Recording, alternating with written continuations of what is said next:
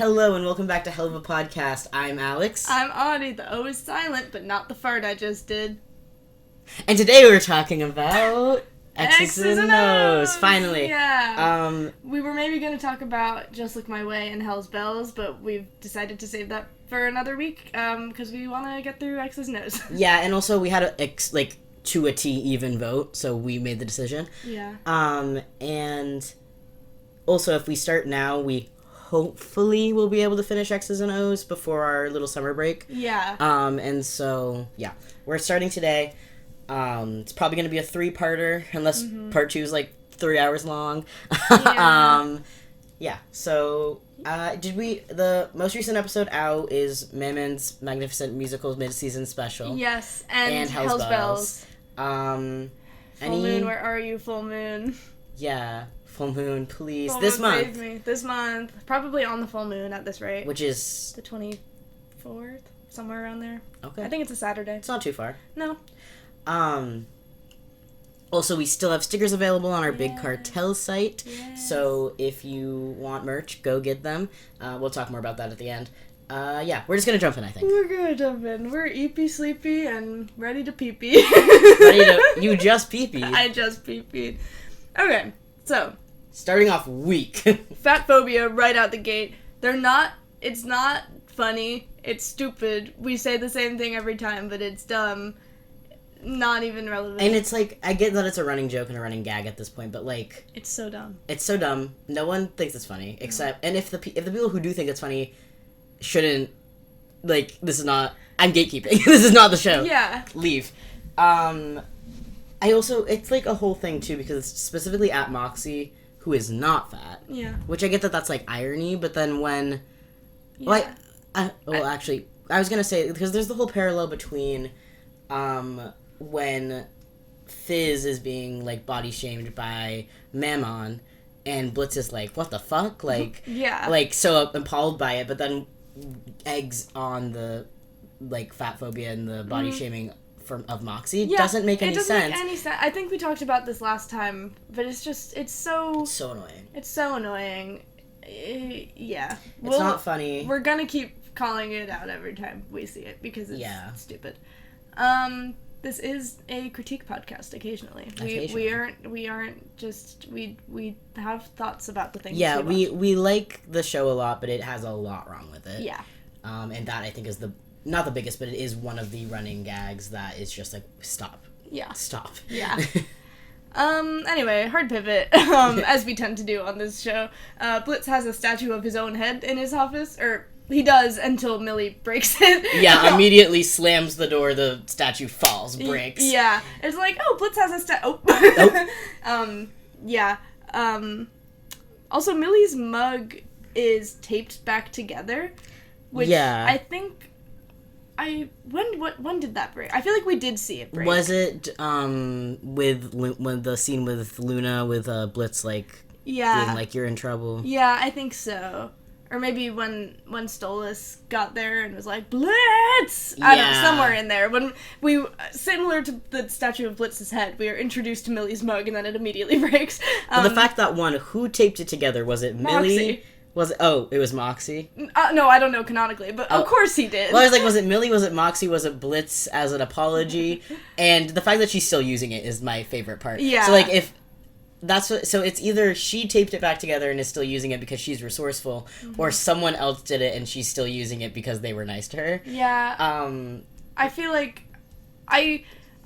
I'm sure Blitz would have felt bad, but I cannot imagine him taping this whole mug back together. I feel like Moxie probably did it. Yeah. Maybe Millie did it herself, I don't know. Yeah, I think the only universe where Blitz would have done it is if he's I bought this fucking mug. Yes. You're still using it. I could also see, with Millie and Moxie, Millie being it's just a mug, Mox, and then he's but Millie! yeah. I have to fix it! Yeah, so true. Or, he, does it behind, not in front, not to her, doesn't say anything. Yeah. Is just, in the kitchen fixing it, and then she walks in, she's Moxie! He doesn't even think it's weird, he's just immediately Side note, my drag persona in the drag show that I'm performing in, has like a slight southern twangy accent, and every time I do it, I feel like I'm doing a Millie voice unintentionally. Yeah. I take a lot of inspiration from her voice acting for my accent. As you should. Yeah. Dab-dab-doo. Shoo-ba-doo-ba-doo. So Moxie is not completely unfazed, but mostly unfazed by Millie's anger. Like, Millie comes in like, I'm gonna kill someone. Yeah. I like rip it, like slamming doors, breaking shit, ripping shit apart, literally like eating this like cardboard cutout of a man. Yeah. And Moxie goes, Millie, honey? Yeah. Just so calmly. It's so funny. And it's so sweet, because, like, he really has trust in her. Yeah. Like, not frightened by it or anything. Yeah. It's just like, oh, my darling wife is upset. But Yeah. otherwise, he's just like, oh, yeah, that's Millie. Yeah, She's fine. like She's this good. is normal, but also they have enough trust in their relationship that Moxie, with his whole everything, which is really emphasized in this episode, he feels safe when she's angry and knows that it's not like at him, that she's not going to hurt him. Yeah. But then also Millie, we don't see this canonically. This is all like a headcanon for me, which we talk about a little bit later with Chaz. Yeah. But I get the feeling that Millie's anger has been stifled before and has like she's been told to like calm down and stuff like that, you know, because she's a woman.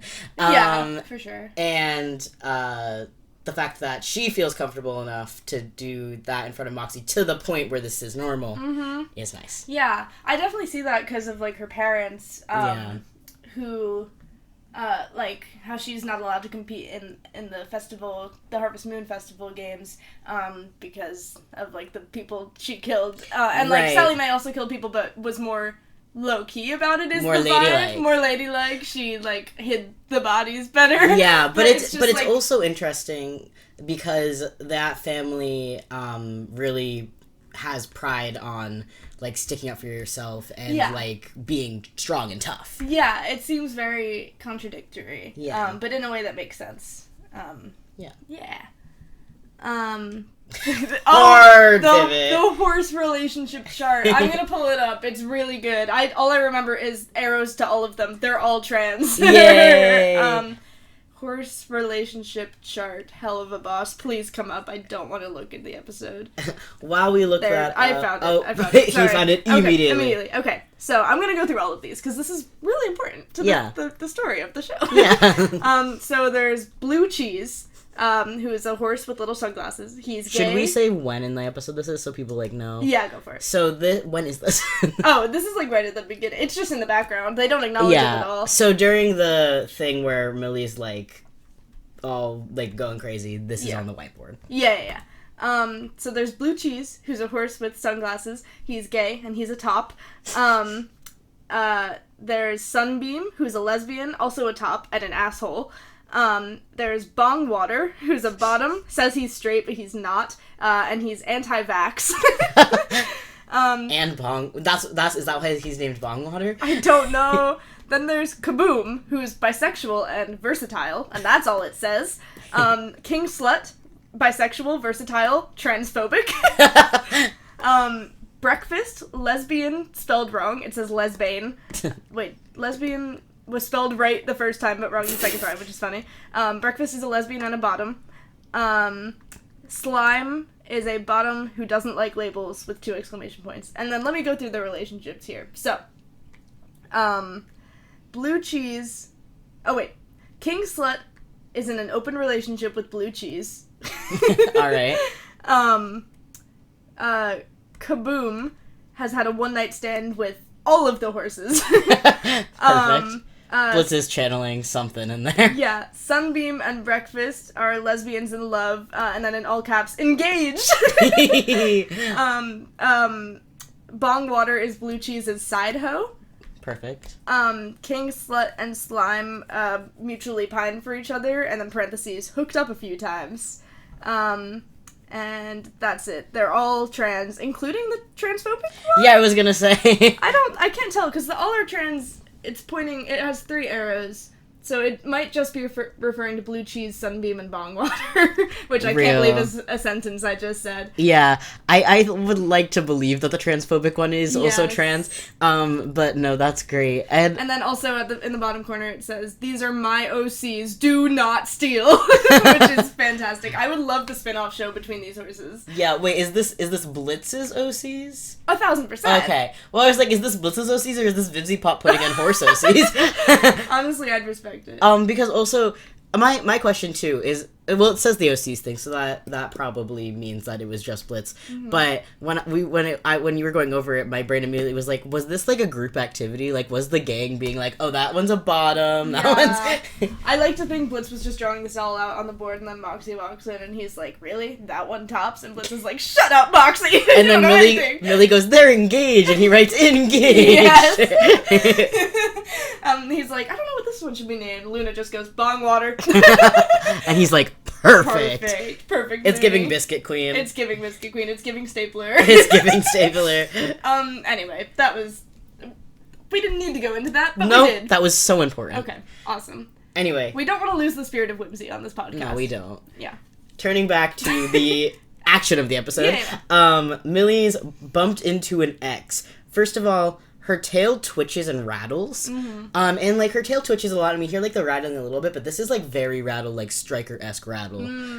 Which I was like, oh. Yeah. Okay. Interesting. I don't know what that means, but it's just... She's just angry, I guess. Yeah, she angry. Yeah.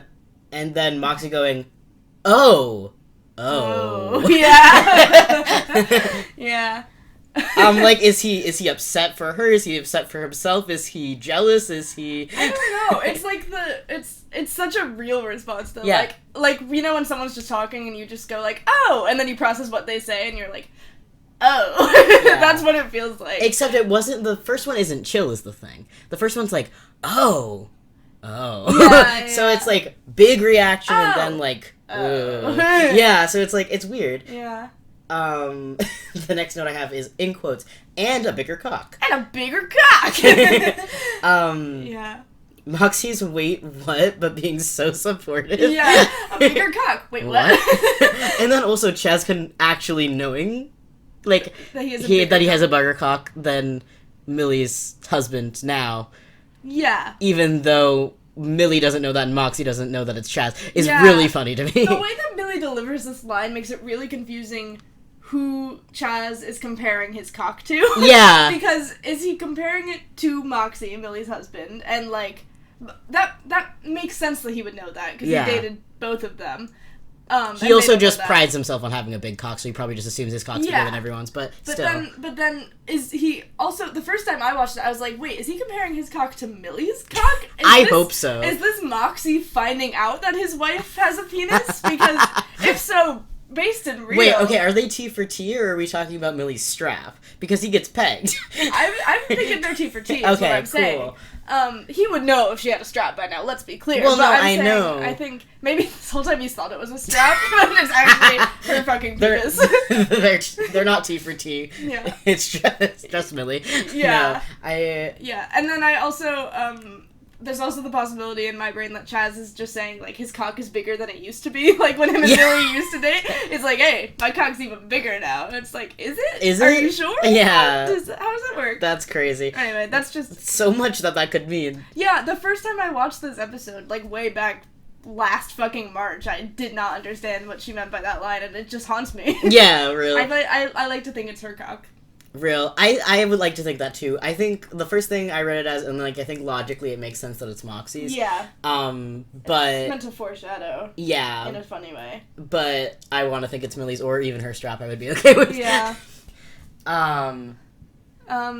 Yeah, and then it's interesting that Chaz ran into Millie on the same day that they were going to meet him in Greed. Yeah. Like because they're in Pride. They're not even in the same place. Yeah, unless I don't know why Millie would be in Greed. I don't think she would be. But he was late, so him being in Pride does make sense. Yeah. But also, like, why is he in Pride? Like, does he live in Greed? Does he not? I don't, because he's, like, actively trying to join the family, so if he doesn't live in Greed yet... But Moxie went on the missions and stuff with him in Greed, so... I was gonna say, he's trying to...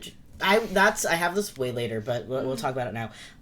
That's something that haunts me about this episode. Yeah. Because it's like, was he part of the... Because I get the vibes that Chaz is older. I don't know why, I just get those vibes. So was he already part of the family, and then he got kicked out? Was he never part of the family? But he was even at Moxie's induction. Yeah. Which makes me think, like, I feel like...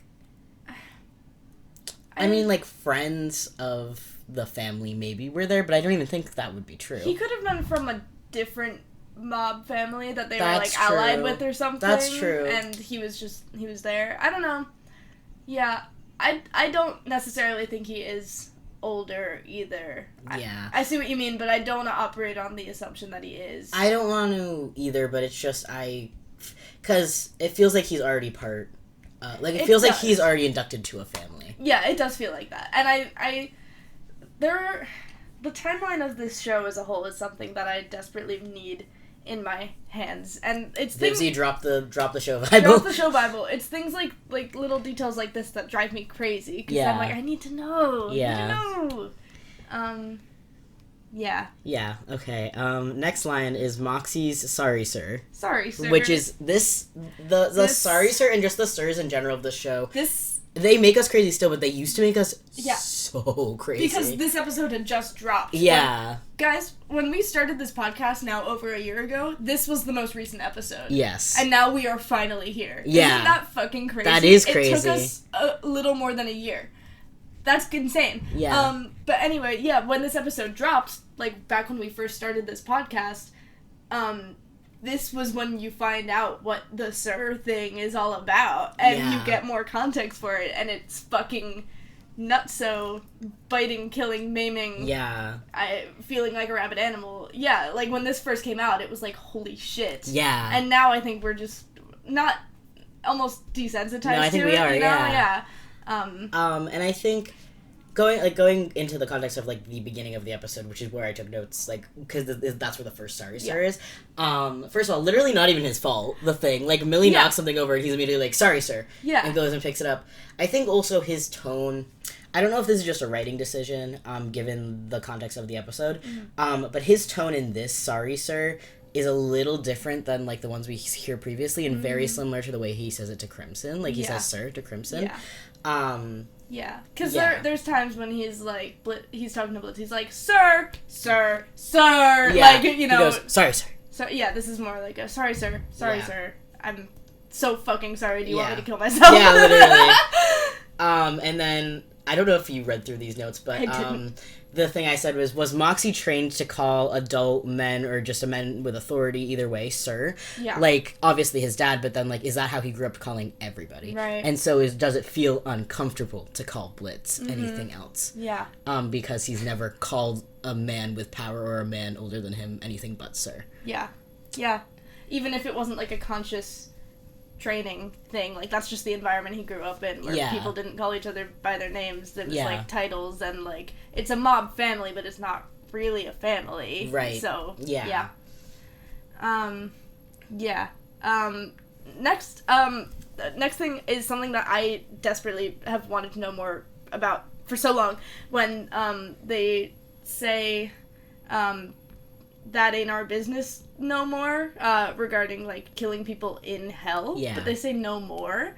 And I just, at what time was IMP killing people in hell? For what purpose? What exactly was their job? Were they just, like, typical hitmen? Yeah. But, like, what, like, it makes, like, I can see it all in my brain. It all makes sense. Like, they're hitmen, they're trying to get cash, and then Blitz is like, "Oh my god, fucking stole this. I can go get that fucking book." Like, but I need to know the exact details of it. Especially, too, with, like, there's other hitmen in hell, like, it's hell. Yeah. And then also, like, there's the whole, like, Greed as a whole isn't mafia, but there's a lot. There's a lot. Yeah. We specifically see not a mafia town in Greed, which the whole thing is to be mafia. Exactly. So we might not get a whole picture of the ring as a whole, but go on. It's a big ingrained part of Greed. Yeah. And that's a lot of competition. Mm-hmm. Because not only is there hits in the mafia, but there's, like, families and there's, like, it's a lot more complicated, and they can't compete with that. Mm-hmm. So, like, having the edge of being able to kill people on Earth is huge. Especially Because we'll get to this. I don't know if this is... Yeah, this is this episode, so we'll get to this. But when Blitz and Moxie meet in prison, that's a person in greed. So Blitz was in greed. So if he was already doing, like, hitmen kind of stuff, like, maybe IMP wasn't properly established at that point. Yeah. But, like, if he was in greed doing that kind of business where all of the competition is, it would make sense that he'd also be looking for that edge. Yeah. You know? It's also interesting because, and we're going to get into this very soon, but... We've been waiting to get to this episode for so goddamn long. We have so much stuff to talk about. But, when Crimson meets Blitz, he says, you must be Blitz with the silent O. Yeah. Which, Blitz more recently, I don't know more recently in regards to this episode, but more recently... he hasn't been referring to himself as, like, Blitz, the O is silent. But that's how he introduces himself in jail, and so that makes me think that back then, it was always, at least in Greed, Blitz, the O is silent. Yeah. And so, like, again, an edge, something to remember. Yeah. And so, what he's doing now that's making him memorable, or is his name just finally getting around Greed? Yeah, I think... I think it's probably both, but I think, from what it seems like, not just in this episode, but the last, like, few episodes and, like, the next episodes that will come after this, it does seem like their business has been getting better in general. Yeah. Even in, like, the trailer for the rest of season 2, they're like, business is at a peak right now. Yeah. So, like, it's been on an incline for sure, but, yeah. Yeah. Yeah, it's interesting. Like, does Crimson know about him from the, like, research or, like, people he sent out to find Moxie, or does he know about him actually from his work? Like, is my question, I guess. Yeah. Yeah. Yeah, and then they go to Greed. They get in the helicopter, they go to Greed. This is our first time seeing the Greed ring. Yeah. Is season 2 is, other than Harvest Moon, I think... Oh no, we saw Lust also. Okay, we've seen a lot of rings in season 2 alone. Yeah. Is my point. But we did see some in season 1 as well, so never mind. But I feel like we do see a lot of Greed generally. Greed and Lust and Pride. But obviously. But also Sloth in Western Energy, and then Wrath again. But I think, like, themes of Greed, because there's Mammon. Yeah, for sure. Yeah. Yeah. So, the first thing is just a little funny thing. The money bags have Mammon's face on them, but there's one bag that doesn't have a face on it. It just says Mammon logo in lead, like, written on it. And it's so funny because it's like they're too cheap to get a bag that has the. It's so funny. Yeah. Also, when we first would have written, like, the note about, like, Mammon's face being on the bags, we wouldn't have known Mammon as a character at all, which is so funny to me. Like, the notes we were actually... like, oh my god, this is Mammon, this is the sin of greed, and now we know him. We're like, fuck that guy. No, actually, in the notes, I changed it, but in the notes it said Fizz. It said Fizz? Yeah. Oh my god. Because that was, like, it looked like it did, Fizz enough, but not, like, now I'm very clearly being, like, I did have to look at it a little bit, though, because it is, like... It's not a very clear logo, so I did have to, like, look at it a little bit, but I think the fact that, like, we thought it was Fizz originally and it's Mammon says something about how similar the branding of Fizz is to Mammon. But yeah. And then not a Mafia Town, we already mentioned, and then Moxie's last name, which I think we learn in this episode is no last name. Yeah, which I've been thinking about, because is his last name mentioned any other time? I don't know. Maybe like on screen, like in writing, but I don't know if we hear it any other time. Yeah, because I'm wondering a few things about this. Is no last name an alias, like a mafia alias? And there's so many ways that it could be. Is it for the wedding? Is it for, like, for legalities because he is already married? Is it for, like, the mafia family? Like, is that the mafia family name? Yeah. Is it, like, if it is a fake last name, does he know his real last name? Yeah. I like to think that he takes Millie's last name when they get married. What is Millie's last name? Do you know Millie's last name? I feel like we do. I feel like we do. I feel like it's not one of those ones that's like, maybe her parents say it, but I don't know that we hear it. I don't know why we would hear it, you know? Oh, she canonically has Moxie's last name in the show. Oh, right. So I don't think we do know her last name, which is so upsetting. That is so upsetting. Let me see if her parents' last names are anywhere. I'm Googling. But is that actually, like, is that cited anywhere, or is that, like, canonic, or is that just people assuming? I don't know. It's on the fan wiki. So Fan wiki isn't always right, though. No, it's not. I don't know. So I don't think that entails that is true, necessarily, but it makes sense, but, like... Yeah, I don't know. I don't see anything at first glance that proves or disproves it. Well, we can think about that more for next time. But also, if you guys have any information about that, like, you're like, yeah, they say it at this point, or, like... Yes. Please tell us in the let comments. us know. Or on Instagram, or whatever. Just please tell us. Yeah. Yeah. And then the next thing we have is... just a little thing.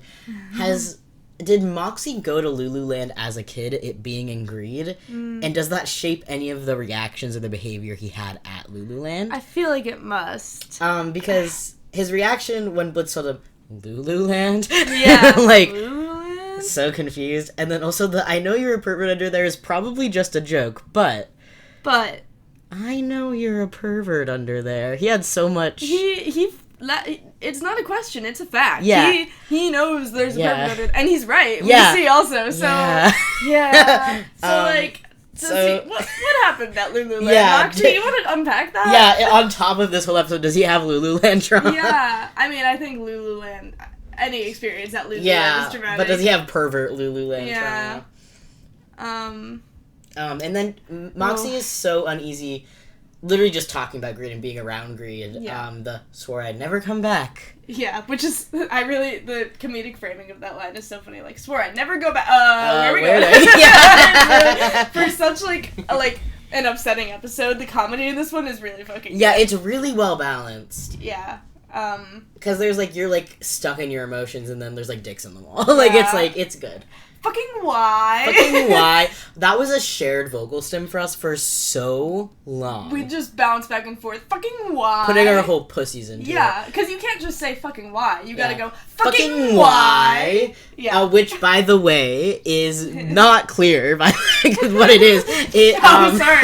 It is, when Moxie walks into his childhood bedroom, presumably, and Chaz is all over the wall, and he goes, "Fucking why?" Fucking why? But yeah, it's a great moment. I just wanted to mention it since we're not gonna get to it in this episode, but oh yeah, we're not. You're right. Yeah.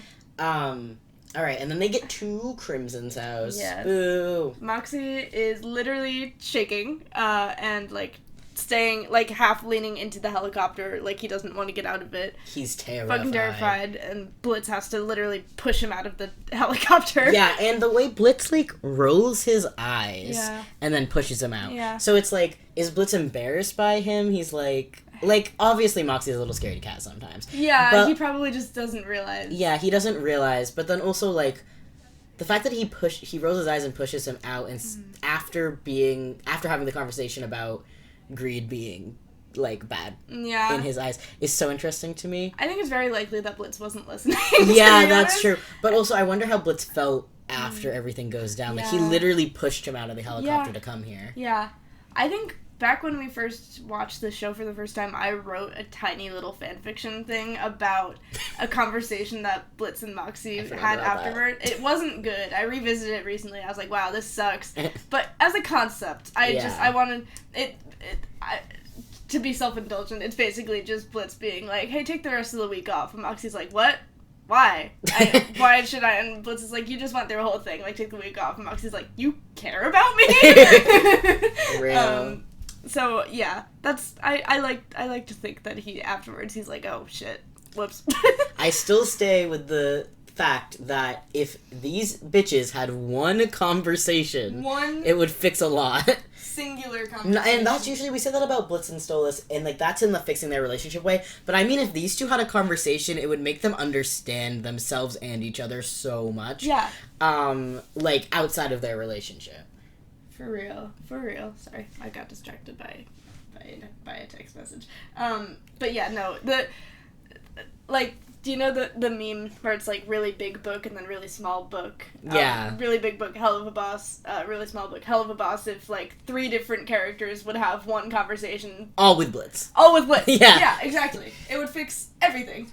And then another thing about them showing up is that this is Moxie's first interaction that he has had with his dad in years. Yeah, and we don't know how many years. We don't know. In a lot of them. Yeah. It's been 84 years. Because we presume that he was, like, 18 when he was inducted into the family. Yeah. Like, around there. Maybe 16. No younger than that. Just based on, like, ages. And probably not much older, either. Yeah. And now he's not only met Millie, but then also dated her and then married her for a year. Yeah. So, at least a few years gone by at this point. I think the general consensus age for him and Millie is like 26-ish. Yeah, I think. So that's a significant amount of time. Yeah, if he was 16 when he got inducted, that's 10 years. And if Yeah. he's 18, it's still 8. Like, it's a good amount of time. So... and then also, when they first get there and, like, Moxie it zooms in on Crimson. The music that plays is the same music that plays during the flashback scene after he slaps him. Yep. Yep. Or when he grabs him, I think. Yeah. But yeah. Yeah. So the musical motifs fucking back at it again. Musical motifs. Vivzy Pop loves a musical motif, and you gotta respect her for it. Gotta respect her for it.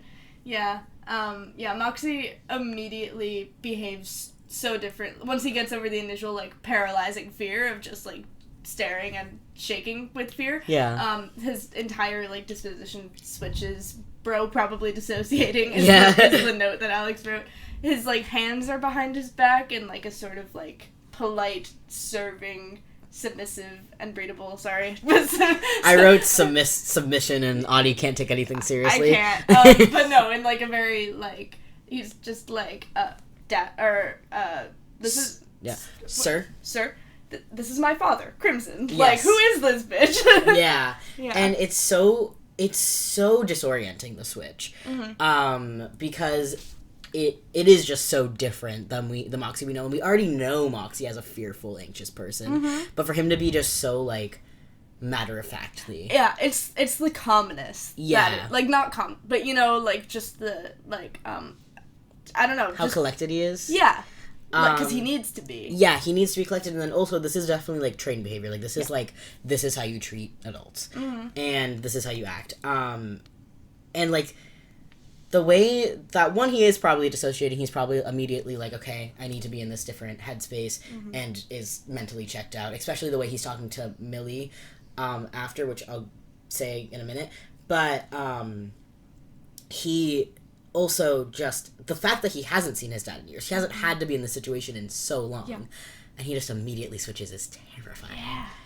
And then with the Millie thing, Millie says, "Hey Mox, why haven't I met your pa before?" And he's like, like he can't talk to her, he can't, which makes me think that he's not mentally there. Yeah. Yeah, and we see that again later, which we won't get to today, but with the, like... this is more conscious on his part, but when Millie's like, we're partners, Mox, and he's just like, no, I'll see you in the morning, like, just shutting it down. Cause, that like, still, though, I could see him being dissociated during that part because his tone is very, like, it's fine, everything's fine. Yeah. It's so fucking don't scary. worry about it, sweetie, we're good. Yeah, especially because Moxie's voice acting is typically so animated and so lively that having that monotone is terrifying. It's so scary. It's really, And then Crimson says, come give your daddy a hug. And they go, Daddy! I only let Moxie call me that, unless you pay me. the smoker laugh, Crimson's fucking smoker laugh. I hate his ass so much. He's so gross. Also, he kisses Millie's hand when he's... I don't like that. Which is, like... It's not inherently gross and bad. I definitely was around a lot of men that's, like, standard. That's like Italian standard, I feel. Yeah, no, like, it's not inherently a bad or gross thing, but then he's also like, Mox, where you been hiding this pretty thing? And and it is culturally, like, not saying it's right, but it is, like, the culture and the position that they're trying to place Crimson in, I think a lot of the men in that position do act like that, and that's generally how women are treated. Yeah, but it's... So, first of all, great characterization. Oh, yeah, for sure. Second of all, horrible. Hate it. Yeah, hate it so much. Hate it so much. He's such an icky man. Yeah, and then also, we mentioned this later, but I want to mention it now. Freaking Richard Horvitz voicing Crimson and Moxie in this episode. Funny. Homie is having a conversation with himself. Conversation, fist fight, argument, everything with himself. He's marrying himself to. He is forcing himself to marry. Like, it's crazy. It's so funny, and he's so good. He's like he's Richard Horvitz. Of course he's a good voice actor, but also, oh my god, he's such a good voice actor. And it's like, when you really listen to it, you're like, yeah, those are the same, that's the same voice. Yeah. But the way that Crimson talks and his mannerisms, like, in his voice, and the word choice and everything is so different, but also so similar. Yeah, like, in a kin way, it's so... Yeah, like... Not in that kind of way. I thought you meant in kin as in Moxie and Crimson are as family. in their family, the normal definition of kin, of course. But the first time I watched this episode, I think I immediately was like, oh, the same guy voices him, that's funny. But, like, when you, like, forget that, they're such distinct voices still. It's really, really fucking good. I think it's also really fucking interesting that they picked Richard Horvitz to voice act him. It makes sense because his dad's got to sound a little bit like him, and no one can do Richard Horvitz like Richard Horvitz can. But, yeah, it's just interesting to me. And then also the fact... This is getting off track, and we should probably get it. Go for it. So, Moxie looks a lot like Crimson, and not a lot like his mom. The only thing he really has from his mom is the freckles. Yep. And we'll get into that, I think, more later. Yeah. Because we'll see his mom later. We won't get into that part in this episode. But I just think that's really interesting. How they're, like, very, like... Imagine your dad is, like, the most abusive piece of shit, literally a mafia boss, and you are a spitting image of him. No, yeah. It's, like, it's animation. Like, you know, that's how parents and children work in animation. They're always gonna, but even, we look at, in this specific show, we look at Millie's parents, and they don't really look like her. Like, they do, but not a lot. Yeah, no, and then with Moxie and his dad, and then Blitz and his dad is the other big one, that spitting image, like you said. Yeah. Stolas is complicated. Yeah, because that's complicated. That's complicated. Yeah, but yeah, no, it's really fucking upsetting and intentional for sure. Like, beyond just animation working like that, it's We already talked a little bit about this, but also the Millie waiting until Crimson's out of earshot to ask, like, being very polite and being like, I'm sure you would have introduced us eventually, and then being, even though he doesn't have an answer, she's just like, okay, and like still supportive of him. Like, takes his hand and like walks inside with him. She's so sweet. Yeah. Yeah. Pivot to Blitz. Blitz is fucking validation needing ass. And daddy issues, but we'll get to that. And daddy issues ass. Needs to make a good impression so bad or he'll kill himself. Yeah, no, literally. And that, going back to when he pushes Moxie out of the helicopter, he's, like, so embarrassed and annoyed that Moxie's, like, giving him a bad impression. I think initially it's, like, this is, like, a client, like, a rich-ass client from Greed. Like, I gotta make a good impression. But then it's like, oh, this is Moxie's father. Yeah, and a mafia boss. Given if he used to work in Greed. He doesn't know that yet, to be fair. Oh, that's true. But he can see rich-ass motherfucker, good at what he does. Like... Yeah, and, like, Moxie is, like, he is so codependent parasocial with Moxie, Blitz is. So, like, meeting Moxie's dad is like, holy fuck. Yeah. I gotta make a good impression. Blitz and Millie meeting Moxie's dad at the same time is hilarious. That's so funny. Moxie taking his girlfriend and his boyfriend home at the same time. That's so funny. The main bitch and the side piece? Holy shit. Buddy. And then being forced to marry his abusive ex. With his boyfriend and his wife there. Yeah. That's so funny. Yeah. But then, you said that, never mind. Yeah. Blitz with the silent O. We already talked about that. What bitch has been talking shit about me? No, that's a different line. I'm thinking of a different episode. But you are. That's Harvest Moon. Yeah, but the, I'll fucking kill you, Moxie. Don't you fucking test me. Yeah. And then Moxie doesn't, again, with him being just in this, like, frozen state of dissociation, his eyes just widen. On the, like, test me part, not even the I'll fucking kill you, Moxie. That's just Yeah. Blank face. He's just... And his eyes wide, and he doesn't move. His arms are still behind his back. He doesn't go towards him. He doesn't move away. It's terrifying. Yeah. Because Moxie normally would be like, Yeah. like, he'd, you know, yeah. he'd do the cower thing. Yeah. But no, nothing. No. Yeah. And I think that's because Blitz is not his biggest fear right now. Mm-hmm. Like, again, he's dissociating, so he might not consciously be thinking about this, but also his gaze, he moves his gaze over to Blitz, but his gaze is on Crimson originally, before his eyes widen. Yeah. So it's like, yeah, he's threatening to kill me, whatever, you know, whatever is new. But also, like, not even any care into that threat, or into being screamed at, or into disappointing Blitz, because he's in front of his dad. Yeah. You know something I was just thinking about? This is like a nothing thought, and not based on anything, but just, because this is, like, the first time, probably, other than Chaz at the time, but that's complicated because Chaz sucks, and we know that now. But other than that, this is, like, the first time that people Moxie cares about have met his father. Yeah, so, his family generally. So, like, obviously there's the fear of, like, you know, any of his wife or Blitz being hurt by his father or someone. Right. Like, I'm sure that's there, even if it's in the background. But also, the fear of how his father will treat him in front of these people, I think, and, like, worrying, like, I don't know, like, his father just, like, undermining him, or, like, shitting on him, or even, like, being physically abusive to him in front of them. Yeah. Like, that's something that I feel like is something he might be afraid of happening. Like, he doesn't know, you know? And then the fact that he knows he can't, like, if that happens, like, if he is yelled at, if he's physically abused, if he's, like, undermined, he knows that he can't do anything to defend himself. So he's not only worried about that happening in front of them, but he's also worried about the fact that they're gonna watch it happen and him not do anything. Yeah. Him let his father hurt him. Yeah. And then also, that's,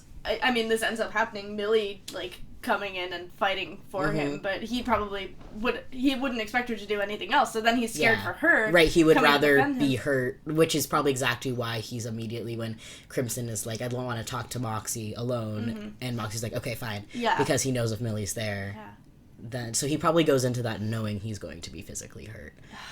And then, also, circling back a little bit, this is, Millie and Blitz know that Moxie's from Greed. I presume Millie does. Blitz does. They know nothing about his background. They know nothing about his childhood. They know nothing about his early adult years. Yeah. They don't know that he was in Mafia family. Like, they don't know anything. So, also, that's another side. They're gonna find out about who he was and what his life was like before, something that he's been actively trying to hide for as long as he's been out. Yeah. Terrifying. Yeah. Like, he's probably worried that these people are gonna hate him. Like, these people that he's built relationships with, like, the only people in his life that care about him and he cares about, like, the most important people to him. And that's, like, it's... ugh. And, like, it's Moxie. So I was gonna say, do you think, but it's Moxie, we know. Do you think he, like, inherently thinks he is bad for the experiences he had, even though they were in zero way his fault? Yeah. Yeah. And so, like, he's probably like, yeah, I was in the Mafia and I'm a horrible fucking person. And then everyone was like, you were forced to do everything and physically, mentally, emotionally abused? Neglected? Sexually, maybe? Like everything? Yeah. I don't know. Maybe. It wasn't your fault? I don't know. Moxie goes, what? What? What? Anyway. Yeah. Hard pivot. And we talked about this a little bit, but the implication that IMP is becoming decently well known, which we know to be the case, especially going into the latter half of season 2. But yeah, like, Crimson is like, yeah, Blitz with the silent O, and I've heard about you from all over, and like, yeah, it's makes sense that Crimson keeps Sorry. I'm so fucking sorry. I'm so fucking sorry. You should be. It makes sense that Crimson would know about an up-and-coming murder business, but then how did he find out Moxie was working there? Like, is Moxie an advertise? Sorry, that's a really funny image to me, even though it's likely. Yeah. But like, is Moxie in advertisements for the business? Well, we see so we don't know if this is canon because this is from the pilot, but the IMP ad, the theme song. Oh, right. They're in that. All of them. They're in that. Yeah, but that being said, I feel like Moxie wouldn't, like, Moxie trying to keep this life separate and, like, knowing the wrath of his dad and literally running away from a family of organized crime, like like something he's for, you know what I'm saying? Like he's like escaping is what I'm trying to say. Yeah. And that wouldn't make sense if he's just like, yeah, I'll be in an ad. Yeah, maybe he's not expecting it to go anywhere. Yeah. Is the only way I could see it. But yeah. Otherwise, like, it makes sense that, like, Crimson would be, like, putting out sources looking for Moxie, especially once Chaz approaches him and is like, hey, I've come into some money. Yeah. Then he's like, alright, I'll get you into the family, I'll get my son back here, and then he starts putting out his feelers and stuff. Or it could also just be that IMP has gotten big enough at this point that, like, even if he's not in the advertisements and stuff, it's probably not hard. Only 4 people work there. Yeah, so they could true. Probably, yeah, he could have even had someone call and be like, hey, who works for you? And Blitz could be like, I don't know, Millie, Moxie, why? Yeah. But there you go. Yeah. So it's not hard information to come by, I'm sure, but it's interesting. It's still interesting. Yeah, it is really interesting. I would love to know, like, the way that he found him. Mm-hmm. Also, this was our theory before. I don't really think it stands, but I did want to talk about it anyway. The whole, like, did he know Blitz as a former circus clown? And, like, with the fire and everything, and maybe in relation to Fizz, because Fizz is associated with greed. Yeah. I don't think that has much stock in it, but that did lead me to the thought, is Crimson at all associated with Mammon?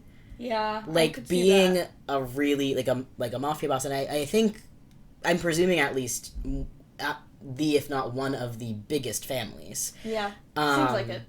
So like him having, even if it's a little like association with Mammon, would make a lot of fucking sense. Yeah, like that's his ring. Mammon probably at least just generally knows what's going on in the greed ring. So probably knows about Crimson, no last name. Right. and so it would be easy if they don't already know each other. It'd be easy for that alliance to be formed in the future, which is scary. And then going forward to Oops, I think when Stryker catches Blitz and Fizz for Crimson, does he know Fizz? Right. Because I think that was one of our questions in those notes, like how, like, because he's like hired. No, he must, because he's immediately like he immediately calls Ozzy. Yeah. So he already knows. Yeah. That Fizz is at least important to Ozzy. Right, but so probably knows he's working at Ozzy's. That's what it's called. And like that's lust, and that could also just be like general knowledge, but also I feel like it's more than that. Yeah. He recognized him immediately, knows exactly who he is. And then also, like, the fact that he got Fizz and Blitz that he knows. And, like, I love the overlap. Because, like, Stryker knows Fizz as this big, like, social figure that is a great catch, like, for, bartering and stuff. And then Blitz personally, and then Crimson might be the same exact thing. Yeah, it's hilarious. So funny. Yeah. And he doesn't give a shit that Blitz is there either. Like, like, he's not using him to his advantage or anything. Right, but I'm sure he does enjoy torturing Blitz. No, exactly. Because Blitz fucked up his whole son's wedding. Yeah. I'm sure we'll get to this when we eventually get to Oops, but just the fact that he's, like, he brings Fizz and Blitz in, but then Crimson is just like, alright, I'm gonna make a deal with Ozzy. This guy just disregards Blitz entirely. But maybe he does that because he knows it will drive Blitz crazy, because he was giving him the validation in this episode. Yes. Oh my god. There's so many layers. Yeah. Sorry, this header is Crimson is literally a master manipulator, which is true. Yeah. I just forgot I wrote that. Yeah. Master manipulator, and then his male wife son, and then, what's the other one? Male wife manipulate, mansplain manipulate male wife. Yeah. Who's the mansplainer? Blitz? Yeah. Yeah. But Crimson gives Blitz a lot of praise and, like, tries to get on his good side. And I think that's, like, to help with, like, Moxie and everything. Yeah. Calls him kid. Yeah, calls him kid, which... Fatherly. But Blitz is older than Moxie. Yeah. So I want to know the age gap between Crimson and Blitz. Yeah. Crimson seems old. Like, he's meant to be pretty old. Yeah. Not old, but, you know. But I mean, I'm presuming he had Moxie as an adult, Yeah. and Moxie is like 25, 26. So Yeah. like probably in his like 60s maybe. Yeah, 50s, 60s. 50s, 60s, and Blitz is like 30 or whatever. 30. Okay, yeah. General consensus. Okay, so yeah, that is a big age gap still then. But also though, like kid, to be clear, podcast, my family is not a mafia family.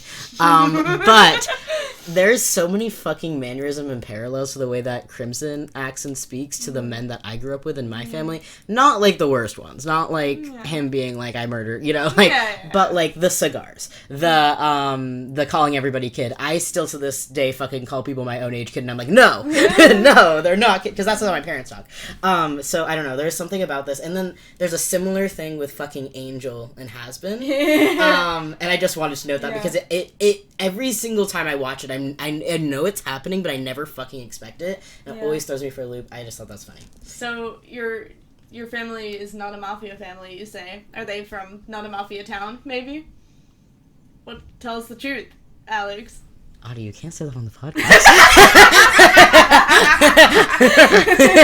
Kidding. My family's not a mafia family.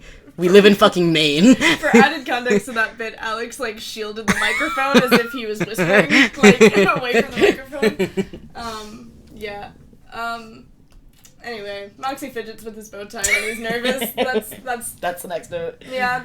Oh, this is a shit pile of a podcast episode. I'm so sorry. No, we're gonna get through it. Moving on. Again, Crimson's living room. Yeah, I've recently been separating by location because most of the episodes will like jump location so quickly, but this is literally just Crimson's house, so it's like Crimson's living room, Millie and Chaz, Millie and Moxie. Like it's like I did not know how the fuck to separate it. Interior living room, interior kitchen. Me writing a screenplay. Yeah. I just write out the script of the episode. Yeah. So, okay, we've definitely talked about this before on the podcast, this moment, because it's important to our analysis of Blitz as a recovering alcoholic. Yes, and Queen Bee especially. But in this scene, Crimson, like, pours alcohol, and Blitz, like, swirls his drink around nervously and then takes a sip, in quotes. There's, like a you first pointed this out to me, like, the sipping sound effect is very, like, it's very exaggerated. Yeah. And then also, like, by the end of the scene, like, his glass, the liquid in his glass is barely gone at all. Like, there's no difference. And there's a point where he, like, kind of looks like he spilled. So, like, I feel like that also could be accounted to the spill. And, but again, the difference is so little. Yeah, I don't even remember if there is a difference, to be honest. Yeah, I think there is. I think we decided that there was, but it's so minuscule. And also, there are animation issues with the food generally in this episode. So if it is just a little lower, it could just be an animation issue. Yeah. But implied that he isn't drinking it. But the only time he takes a sip is when Crimson lights a cigar and stares into his fucking soul. Yeah, it's very, like, what, you're not going to drink it? And then Blitz is, like, out of politeness and needing to make a good impression, like, takes this sip. Also, I don't know what it is, but it's definitely some kind of whiskey and or rum. And I really want to think that Crimson just pours this guy a cup of Jack Daniels with one ice cube. But anyway. No, that's canon. But what would be the hell pun of Jack Daniels? Jack Daniels. No. Jack and Daniel. Who are Jack and Daniel? I don't know. Jackin'? Like, oh, Jack and Daniel. I thought you said Jack and Daniel. No. I was like, are these people from, like, the Bible who went to hell? I don't know. Jack and Daniel. Bro thought I put on my Christianity cap. Yeah. Jack and Daniel. I like that. Jack and Daniel. Yeah. Next line. Crimson is so horrible, but so cunty. He's a cunt. Like, yeah. He's a... / neg. Yeah, but, like...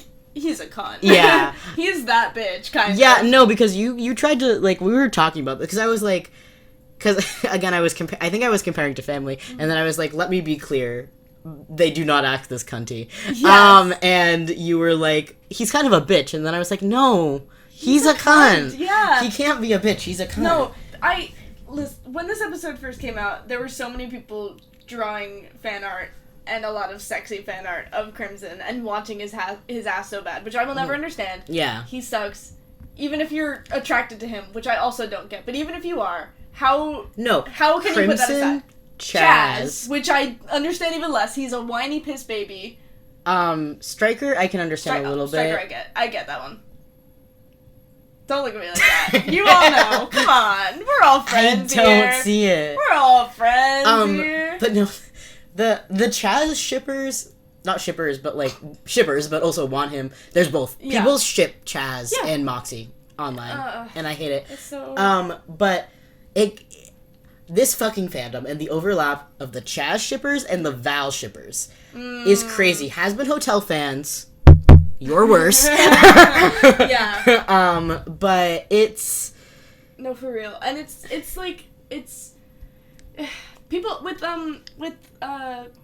people like Stella, too. Mm-hmm. Like, I feel like the women from Helluva Boss that I see represented the most in fan art is Stella. Yeah. And it's like, okay, so we hate women so much. Yeah. In this fandom and in this show. That the woman we like the most is the abuser. Yeah. Really? And we're just gonna sexualize her and, like, give her boobs? Really? It's so blatant and it's so disgusting.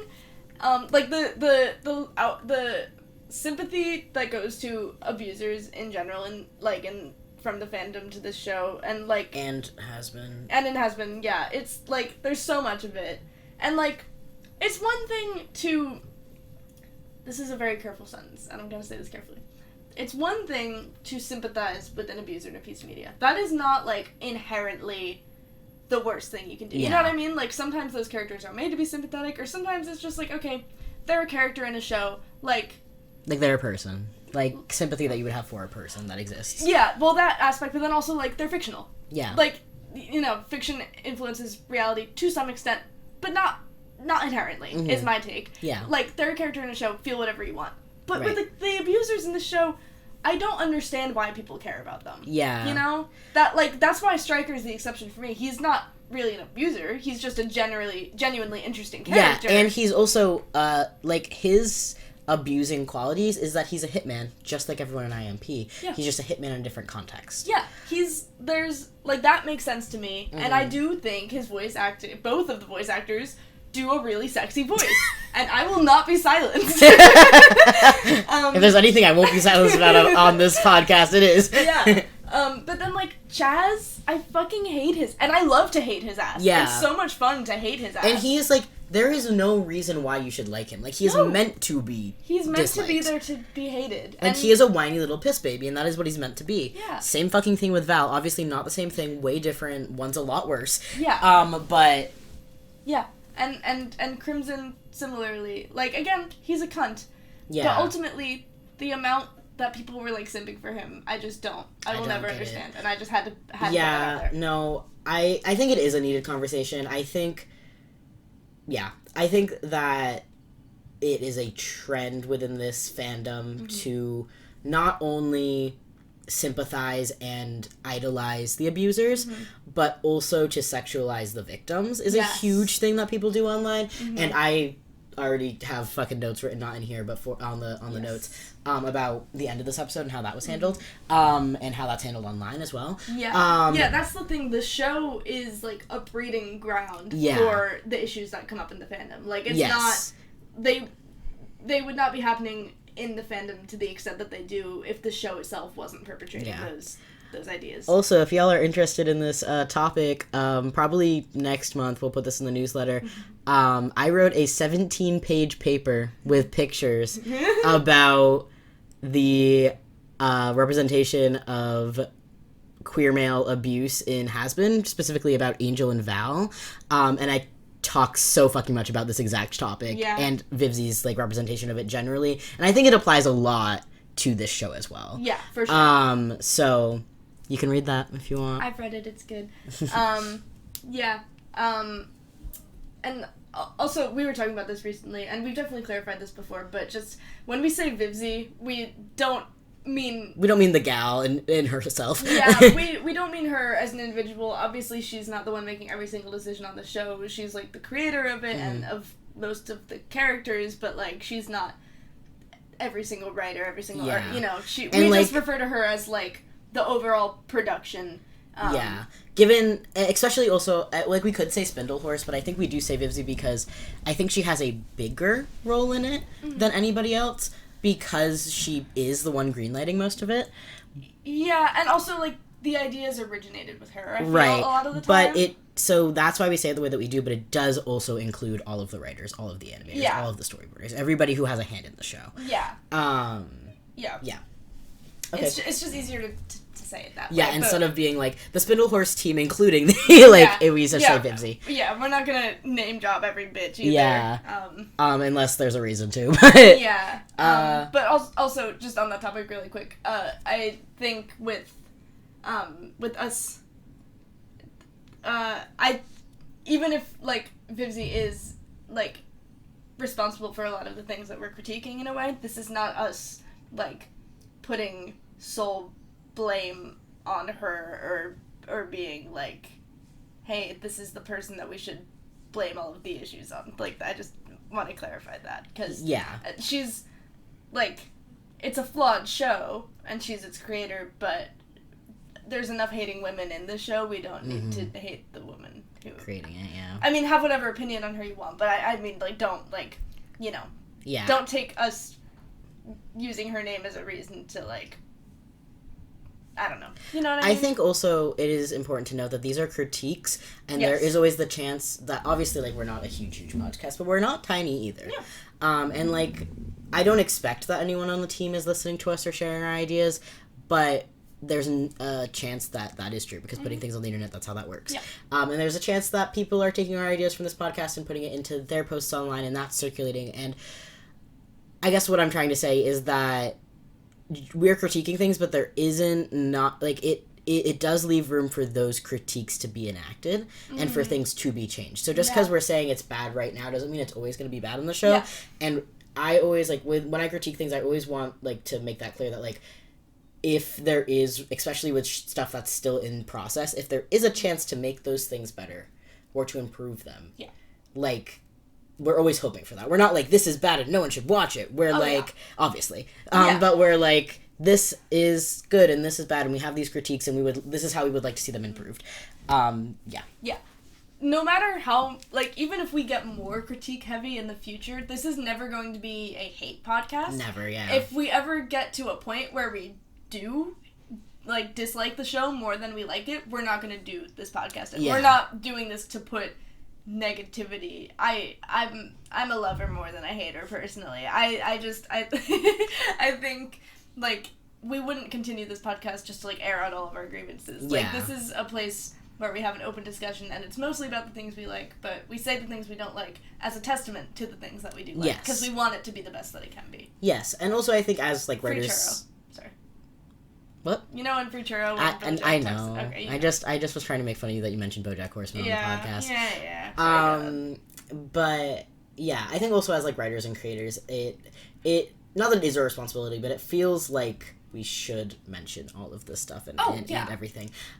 In the context of, like, these people making the show are probably more experienced and a little more, they're different than us for sure, because we're just in college. Yeah. But we're all creators in the same way, and like, creators make mistakes. Mm-hmm. And it's good to hold your fellow creators accountable. Yes, exactly. Even if they never hear this. Yes. We mean it with the love in our hearts and a love for the show that they make. Yes. Okay, anyway, tangent over. Yeah. We're gonna circle back a little. Crimson is so cunty. Crimson is so cunty. We didn't say it enough. We're gonna keep saying it. The line his ass, but he's a cunt. The line I pulled for this is, Moxie, I raised you better than that. You know there's no business before dinner.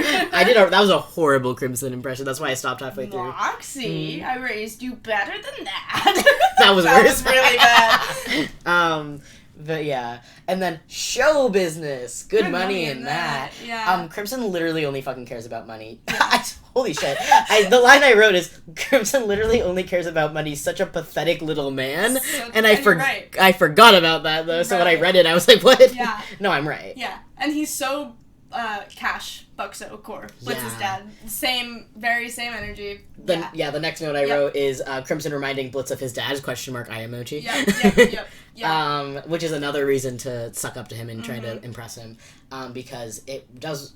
He's obsessed with money, so he reminds him of his dad, and like, I don't know about this point in his life, but I feel like as a kid he definitely wanted his dad's validation. Oh yeah. Ha! Moxie and the Mafia. That's fucking rich. The sound we use for so fucking much of our advertising. Oh, shit. Yeah, he literally drags in a dead body and Blitz goes, oh, shit. Yeah. Yeah, just that whole thing. No comments, just funny. It's just funny. And I think it was like a popular TikTok audio or it something. Was. Yeah. Even outside of Helluva Boss, and so people were using it and then would like look to the original video and be like, what the fuck? Yeah. And then also, moving forward a little bit, when Millie is mad at Chaz, like after everything that's shared with about Moxie, which we'll get to. I have like little sections for each characters and their relationship to Chaz. But after that, Moxie is the only one who can hold her back, even though she is stronger than him. Yeah. And I think that's really interesting. Like she immediately like is held back by that. Yeah. Yeah. Yeah. Just like that trust and that being like, okay, like I'm not gonna do it if you don't want me to. Kind of thing. We're at 1 hour and 5. Yeah. We have, how many more notes do we got? Should we, like... Oh, we have a lot. Okay. Let's do... We could stop now, or we could do these two and then stop. See, that doesn't look like a lot, but knowing us, that could be a lot. And I don't want us to feel inclined to rush it. Yeah, I think we're going to stop now because one of these notes is Moxie and Chaz, and that whole montage, we're going to have something to say frame by frame. I fucking know we are. Yeah. Even Millie and Chaz, I have a lot of questions. I have a lot to say on that, so. I think that we could get through that and just leave it on open-ended questions, but I think that those two are good together. Yeah, for sure. And so, let's end there. Yeah. We'll be back in 2 weeks. We'll be back in 2 weeks with the rest of what we have now and a little bit more. Honestly, we could try to speed run and do this in a 2 episode, or we could do it in a 3. We might try to do it in a 2 and it ends up in a 3. You'll know. You'll know by the episode titles. Yeah. Keep up with the Instagram as well. At Double A Discussions. Especially right now is a great time to follow the Instagram and the newsletter, because after the next... Because we have one more episode before the end of term, right? Yeah, but then we're maybe going to pre-record a third one. Yes, so we're going to try to finish up X's and O's, but then we're going to take a little bit of a summer break. Not the whole summer. Yes. But we're going to take a break, and then we might switch our schedule to different than the 2 weeks until we're back on term. So Instagram is a great way to keep up with that, since it's not going to be regularly. I was looking at the stats today, and I saw that people are listening, like, right when episodes come out now. And so... Y'all are so sweet. Yeah, you all are so sweet. But also, you should definitely follow the Instagram so you know when they're actually coming, because they're not going to be every 2 weeks. Yeah. And also the newsletter. Subscribe to the newsletter, because you'll get the scoop, like, more in advance. The Instagram is, like, day of, like, hey, here's what we got. But the newsletter is, like, here's what's coming in the next month. Here's what happened last month if you missed it. Yes. And it's for, like, general projects and things that we do together and in our personal lives, but Helluva Podcast is the biggest thing we've got going on. Yeah. So, like, even if you're not interested in the other stuff, it's primarily a Helluva Podcast. Yes. So, yeah. And also, if you are interested in the other stuff, the summer is probably going to be where there's a lot of that, because we will have a lot of free time. Yes. The reason we have to take a break is because I'm getting a surgery. And so after that, we'll be working on a lot of stuff. Yes. And it's going to be fun. Yeah. Alex is going to be at my house all summer. Yeah. And it's just the reason we have to take the break is just because I want to put my best forward, and I'm going to have brain fog. But that doesn't mean I'm not going to be doing other things. Yeah. So yeah. That's... I farted. I'm so sorry. He's farting so much. I hope the microphone picked that up. Yeah, and then the stickers. Stickers. Big Cartel, Dad in capital letters. Well, so it's D-A, capital letters, then capital D designs.bigcartel.com is where you can find them. Links also in our Instagram link tree. Yeah. They are $3. And then $2 extra shipping if you're international, aka outside of US. Yes. And they come with a little note. Yeah. We have a good... get them while you can. We have a good amount left, though, I think. And we are not going to be getting any more merch. I saw a ton of merch suggestions. We are not going to be getting any more merch until these are sold out. So buy them. Yes. If you want more merch, put your money where your mouth is. Yeah, exactly. I think the next one we might go for is the pins. The pins, yes. Our very first suggestion from a fan was to do pins. So yeah, and I think we've gotten multiple of those. Awesome. And then also, we love pins. So, but yeah, if you want those, buy a sticker. Yes. Because that's the system we're doing, just because we don't really have money to be putting out until they're sold out. Yeah. Yeah. Anything else? I think that's it. Yeah.